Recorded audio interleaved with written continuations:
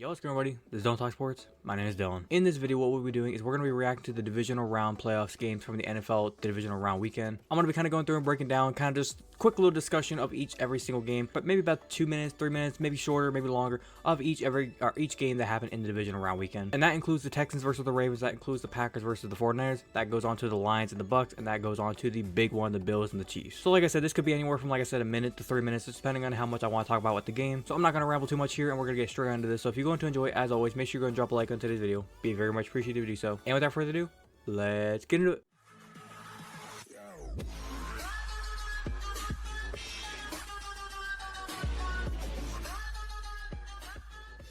Alright, first up we got the Texans and the Ravens. This game it looked like on paper maybe we get a little bit of battle. Last time CJ Stroud, he got just beat up by the Ravens. I think they lost that game like 9-24, 9-26. Correct me in the comments. But this game we came in with some high hopes. Maybe we'll get some fireworks. Maybe it'll be exciting. Clearly, the Ravens, they came back and played the same exact game. Texans, once again, CJ Stroud just struggled. The Ravens all season long talked about how they had the best defense, and there were some questions of the teams maybe having the best defense. Myself as a Browns fan, we talked about maybe if we had the best defense. Clearly, we found out the Ravens have the better defense. Because we just witnessed CJ Stroud just make the Browns defense his bitch against them in the wildcard round. And then he comes here and plays the Ravens, and the Ravens defense made CJ Stroud their bitch. Basically, just an ass whooping in the second half. The first half, we thought it was going to be, oh, maybe we get a good game. Even though the Texans offense didn't do much, it was the special teams, the punt return, it was crazy. We got 10-10 at halftime. But in the third and fourth quarter, I mean, you can see it down here. It just got out of hand. Lamar Jackson started running that football. He was moving down the field. There was at one point where Isaiah Likely, he had a touchdown possibility, and Lamar Jackson threw it too low. I Likely basically told him I want it up. Literally, not even a couple plays later, threw it up, touchdown. And then from there, they were just putting it on. And even here at like 6 minutes to go, you would have thought, okay, you're up 31-10. 6 minutes to go, maybe your defense kind of backs up.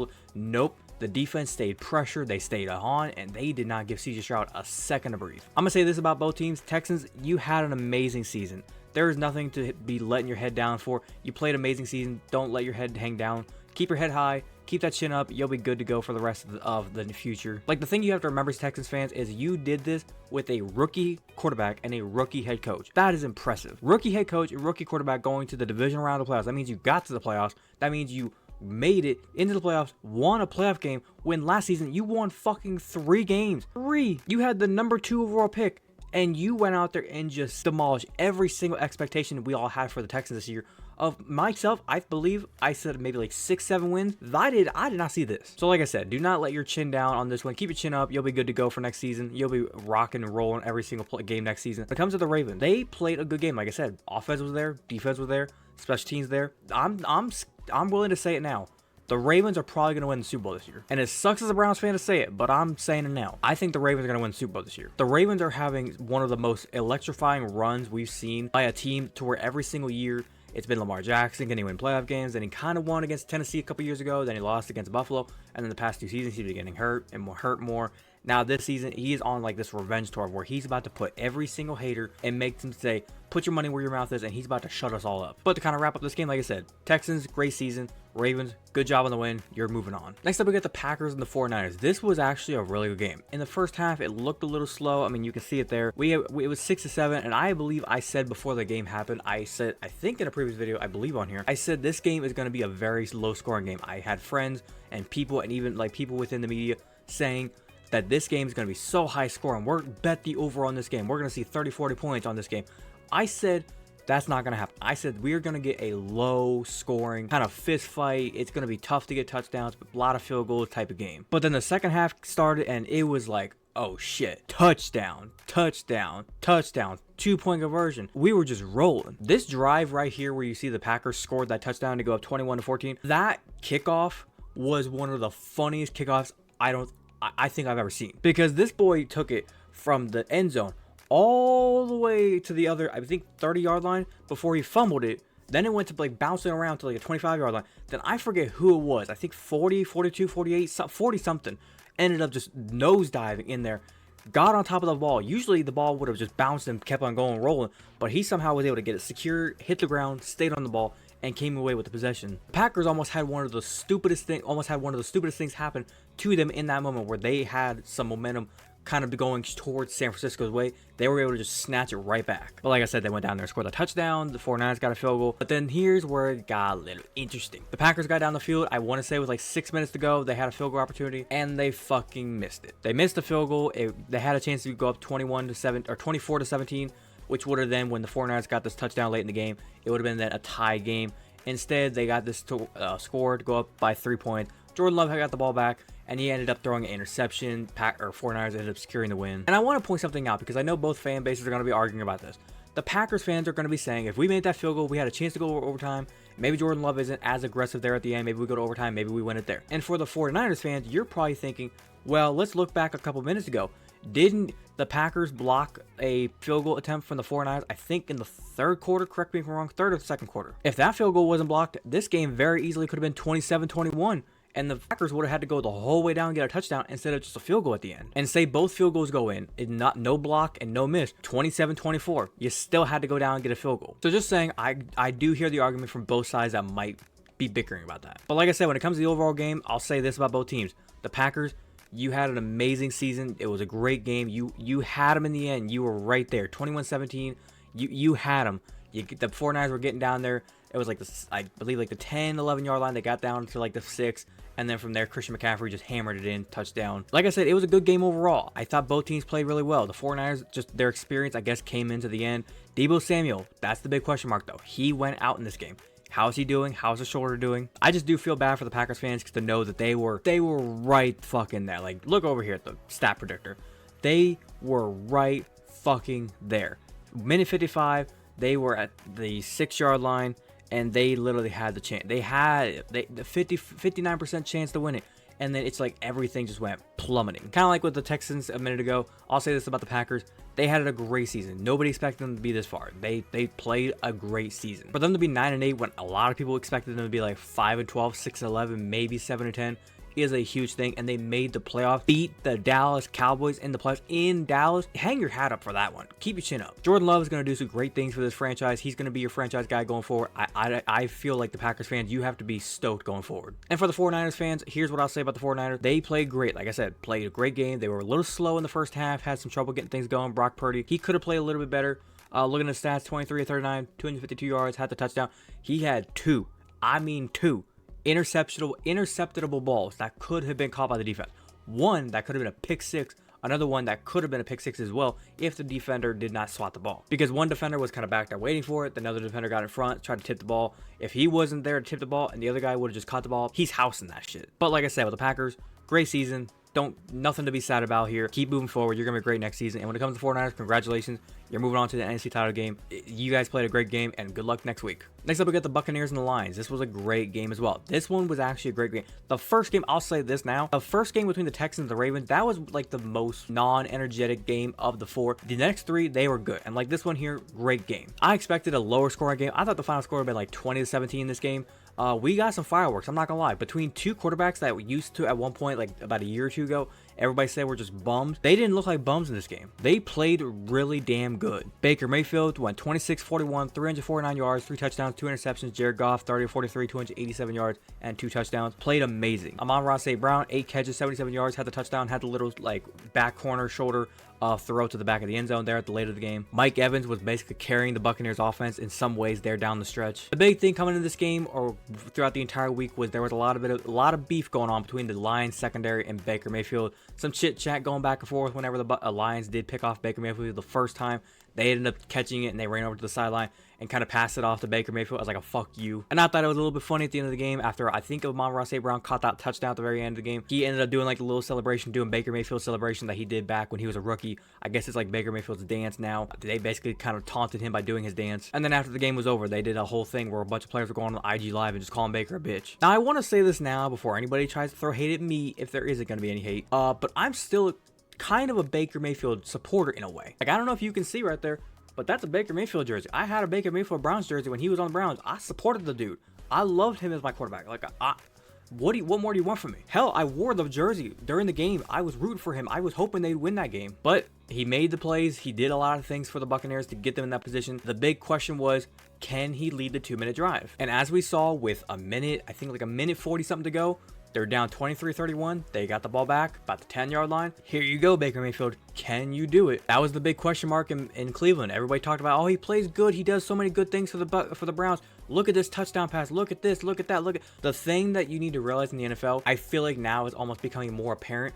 You're not paying for stats and crazy numbers and highlights. What you pay your quarterback for is for when you're down 28-24, 23-31, and there's a minute something to go. You have one timeout. You need to drive 80, 90 yards down the field, get a touchdown, 2-point conversion. Can you lead the drive? And I don't want to hear shit about, well, I don't have the best player. Bro, you have Mike Evans and Chris Godwin. Those are two of the best, I would say top 15, just to be nice, top 15 receivers in the entire league. And as we saw, Baker Mayfield did Baker Mayfield things, and he, in a way, choked. He didn't come up clutch in the end. He threw the interception, and the game ended up ending because he lost the game. And I want people to understand, when I say that he lost the game, yes, I'm saying he, in a way, lost the game. He contributed to it. Because I want all the smoke right now from the Baker Mayfield fans, or, yeah, technically the Baker Mayfield supporters and the lovers of Baker Mayfield that are going to be coming after me saying, how the fuck did he lose the game?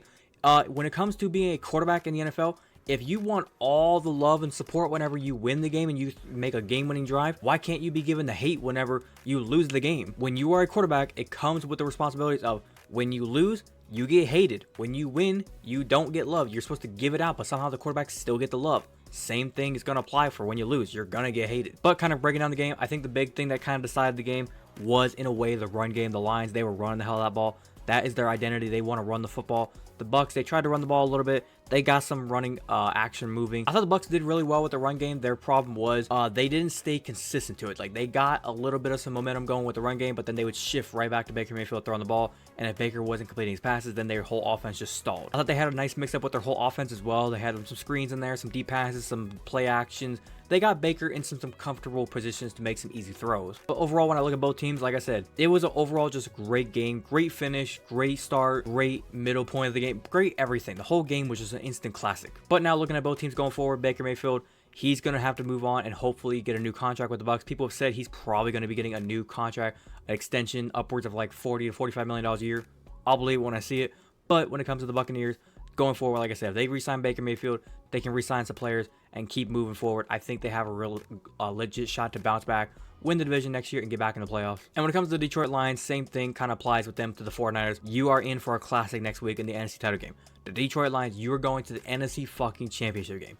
Get your boots ready and get your hats ready and get your flags, get your jerseys, get your capes, whatever thing you have Lions apparel, Lions fans, because you're going and it's going to be exciting. And when it comes to the Chiefs and the Bills, this was a great game until the end. And I say that because I was rooting for the Bills. I really fucking wanted the Bills to win. I wanted Josh Allen to finally get the win over Mahomes, and he fell short. And now people are saying if Mahomes fucking goes to the Super Bowl and wins the Super Bowl this year, that'll be 3 Super Bowls. Is he already better than Tom Brady? Is he already pronounced the GOAT of the NFL? I'm fucking not tired of it. But getting into the game, let's talk about it. Mahomes, like I said, he played good. He played a good game. He did what he needed to do to win the game. He made the nice throws. He struggled a little bit in the second half and in the second quarter and the third quarter, kind of midway point. He was struggling. The first quarter and like the fourth quarter, especially in the fourth quarter, he was on. The run game is what kind of carried him in that second, third quarter period. Isaiah Pacheco, that dude runs like an angry man. Travis Kelce got involved. He was catching some touchdowns. He was getting wide open on some of those touchdown catches. When it comes to Buffalo, here's the thing about Buffalo. Josh Allen, and I'm going to say this and let me know if you agree with me. Josh Allen played a perfect game. He did everything he was asked all the way until that last drive. It's like all game long. When he needed to scramble, he scrambled. If he didn't need to scramble, he didn't scramble. He took the easy throws. Check downs the running back, running the ball. Check down to the tight end. Easy throws across the middle to his receivers. If the receiver was gone down the seam, throw it there. But he took the nice, easy throws, took what was available. When we got down there to the 2-minute warning, it almost feel like the Bills went and just said, okay, Josh Allen, Superman time. And what did he do? On 2nd and 9, he tried to chuck it to the end zone, didn't get it. 3rd and 9, tried to roll out, see if there's something open down the field, didn't get it. And that had to resolve into a field goal attempt from 44 yards with the wind, where you clearly see the flags blowing to the right. And what does the kicker do? He tries to aim almost like dead center, where he knows that ball's going to get flung to the right. Why aren't you aiming like a little bit to the left? I've never kicked a field goal before in my life, but I'm just saying, basic physics would kind of make me think, why aren't you kicking it way to the left so the ball could kind of cruise back inside the post? And now I realize even if he made that field goal, you're leaving the Chiefs with like a minute 40 something to go. I think with 2 timeouts, That is a lot of fucking time. We've already seen 13 seconds happen. Imagine a minute and 40 something to go. The Chiefs offense was definitely putting a field goal on that board. I think the big question now comes out of Josh Allen is, if not now, then when? I said this in a video a week ago with the wild card game reaction. I said it. If not now, then when? Because it begs the question. You've now lost to the Mahomes 3 fucking times. 3. Yes, are you beating him in the regular season? Yeah, but what does that do? If you're not beating him in the playoffs, it does nothing for you. And now you've been beaten by Mahomes 3 times in the playoffs, and you've also been beaten by Joe Burrow in the playoffs. You're starting to kind of fall into that territory of, is Josh Allen going to be this generation's Phillip Rivers? And I'm sorry to say it, but if you look at the way these quarterbacks look, is Mahomes going to be the next Brady, Burrow be the next Peyton Manning, and Josh Allen be the next Phillip Rivers? Maybe is that what we're going to be seeing? And then maybe is Justin Herbert going to be the next, maybe like a Drew Brees? Just saying. Because if Josh Allen stays on this trajectory of where he's just constantly getting beaten in the division round, or maybe he gets to the title game and then he loses, if not now, then when? Because this was his best opportunity to beat the Chiefs, and you didn't do it. And you can't say you didn't have the opportunities.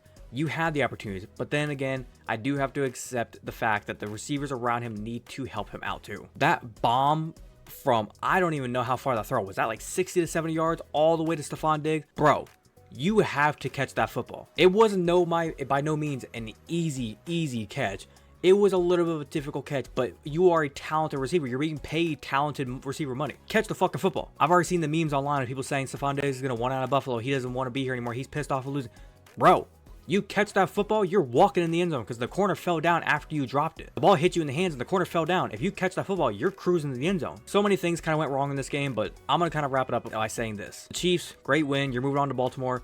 Good luck in the AFC title game. When it comes to Buffalo, I don't know what to say. The tears are flowing in Buffalo, and respectively so. Somehow, some way, you got to find a way to bounce back next season and just, I guess, try again. But other than that, that's going to do it for today's video. Hopefully, you guys did go on to enjoy today's video. If you did enjoy, as always, make sure you go and drop a like on today's video. Be very much appreciated if you do so. If you want to watch the entirety of today's video, thank you very much, and you want to leave your opinion on any of the 4 games down in the comment section down below, feel free to do so. Leave a comment down there on what you think about any of the 4 games. If you think the Bills should have won, the Chiefs should have won, like I said, Texans, Ravens, Packers, 49ers, Lions, and Bucks, whoever you think should have won, if the team you root for won, if you think they should have won, not won. Like I said, leave your opinion on any of the games down in the comments. If you're a fan of the content that I do post here and you want to go and hit that big red subscribe button, feel free to do so. And do not forget to hit that little notification bell to be notified the second I post. But without further ado, this has been Dillon Talk Sports. Have a great day. Peace.